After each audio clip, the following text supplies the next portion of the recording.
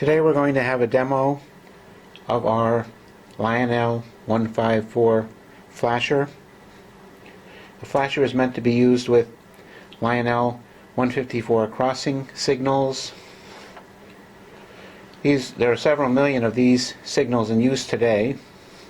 Production started in the late 40s after World War II.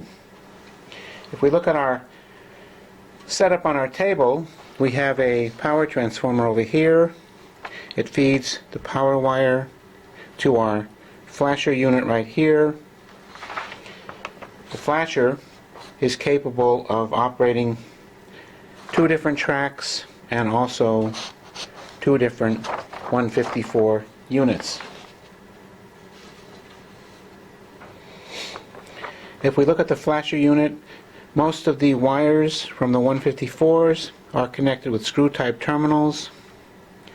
The sensor wires are on this side, and we have a sensor wire running to this track as well as this track.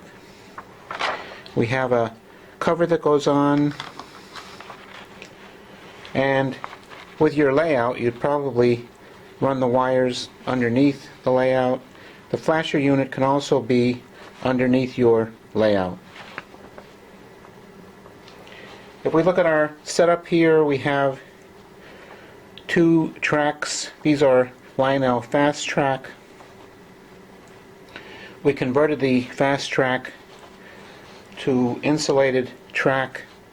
These sections here, from here down, and from here down are what they call insulated track. What that means is that Lionel normally has these 2 outside rails shorted together. To make them insulated, you cut the track here and remove the short.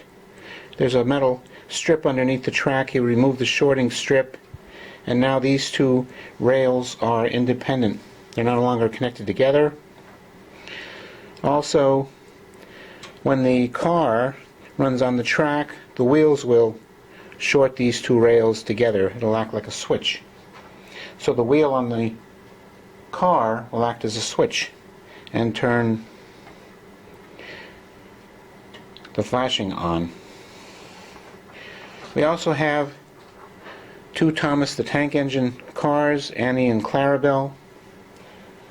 That will show you how they work.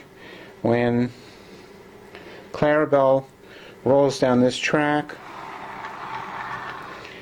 and crosses over the insulated track section, the flasher will start, and as long as the car is on this track,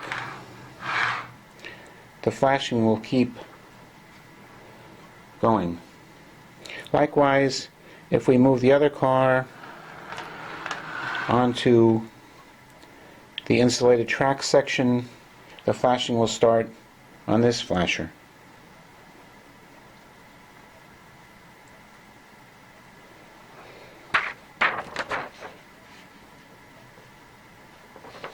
If you don't have any insulated track, you can use the original 154C contactor that came with your 154 signal light.